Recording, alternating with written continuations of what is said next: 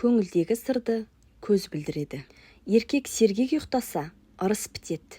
Әйел сергек ұйықтаса, жұмыс бітеді. Өз жұртың күншіл, нағашы жұртың сыншыл, қайын жұртың міншіл келеді. Біз өз ойымыздың көрінісіміз. Ешкімге сөзіңізді бөлуге мүмкіндік бермеңіз. Егер оған рұқсат беретін болсаңыз, өзіңізге деген құрметіңізді жоғалтасыз. Ал сіздің сөзіңізді бөлгісі келген адам шын мәнінде өзін сізден жоғары санап тұр. Құдай адамды жазалаймын десе, оған көбірек ақыл береді. Егер бір істі бастап көргің келсе, сенде екі жол бар. Бәрі сәтті болады, не қателесесің. Ал егер қандай да бір іс бастауға қорқып жүрсең, бақытсыздығымыздың бірден бір себебі өткенді және келешекті тым көп уайымдаймыз. Қазіргі сәтпен өмір сүруге уақытымыз жетпейді. Кім күшті, кім ақылды, кім бай, кім сұлу екендігінің қандай парқы бар? Ең маңызды, сен бақыттысың ба? Мәселе сонда. Ойға келмейтін шешімді қабылдаған адамдар ғана мүмкін емес нәрселерге қол жеткізе алады. Мені өзгелер бақытты етеді деген ойдан арылмайынша, бақытсыз болғанның үстіне бақытсыз бола түсесіз. Әркімнің бақыты өз қолында. Жасап көрген істеріме өкінгенім, батылым жетпес деп көрмеген істерімнен жақсырақ. Бір істі бастағаныңызда, жетістікке жетпейінше, сізді тентектер қатарына қосатындар көп болады. Оған бола өз ісіңізден бас тартпаңыз. Себебі ол қалыпты жағдай.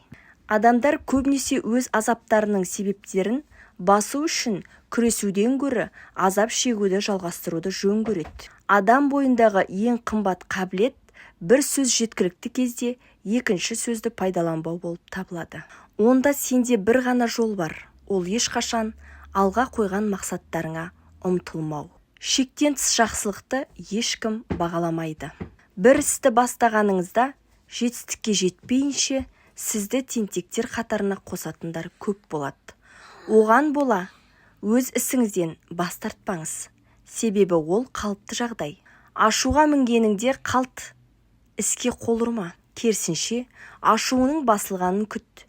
Себебі ашу үстінде кез келген адам орны толмас өкініш жіберуі және оны ешқашан артқа қайтара алмауы мүмкін. Егер де сабырсыз болсаң, өмір саған одан да үлкен қиындықтар дайындап қояды. Сабыр үлкен ғажайыптар көрсету қабілетіне ие. Адамдарға қанша жақсылық жасасаң да, олар тек қана қателеріңді есіне сақтап қалады.